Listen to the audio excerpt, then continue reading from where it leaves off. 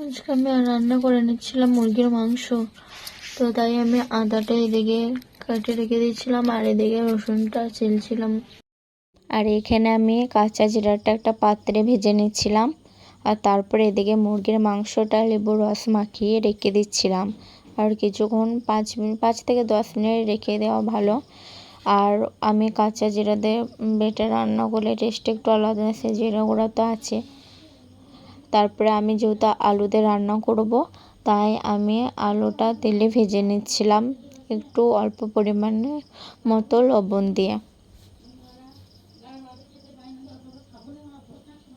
আর এদিকে আমার তারপর আলুটা ভাজা হয়ে গেলে আমি মুরগির মাংসটা ভালোভাবে জল দিয়ে পরিষ্কার করে ধুয়ে নিচ্ছিলাম।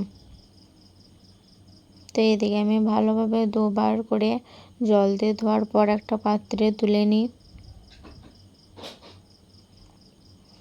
আর এখানে তোলার পর আলুটা ভাজার যে পাত্রে আলুটা তোলার পর এখানে আমি মুরগির মাংসটা হালকাভাবে ভেজে নিচ্ছিলাম।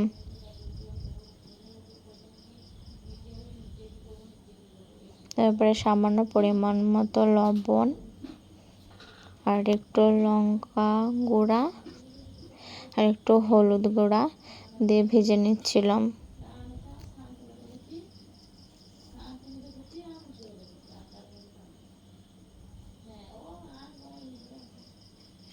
আর আমার ভালোভাবে মুরগির মাংসটা ভাজা হয়ে গেলে তারপরে আমি একটা পাত্রে তেল দিয়ে দিচ্ছিলাম। আর এখানে তারপরে পেঁয়াজ কুচি আর কাঁচা লঙ্কা কাটা ছিল এগুলো দিয়ে দিই। তারপরে এখানে পাত্রে ভালোভাবে ভাজার পর যখন হালকা লাল হয়ে আসে তখন আমি পরিমাণ মতো লবণ দিয়ে দিই। লবণ দেওয়ার পর হালকাভাবে নেড়ে নিচ্ছিলাম। তারপরে হলুদ গুঁড়ো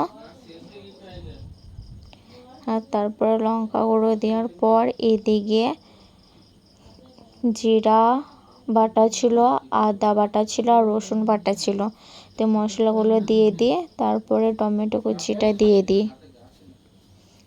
দেওয়া হয়ে গেলে ভালোভাবে নেড়ে নিচ্ছিলাম। আর নাড়ার পর মশলাটা ভালোভাবে কষা হয়ে গেলে আমি এখানে আলুগুলো মিক্স করে দিই। তো আলুগুলো ভালোভাবে মিক্স হয়ে গেলে এখানে মুরগির মাংসটা দিয়ে দিই। তারপরে তেজপাতাটা দিয়ে দিই।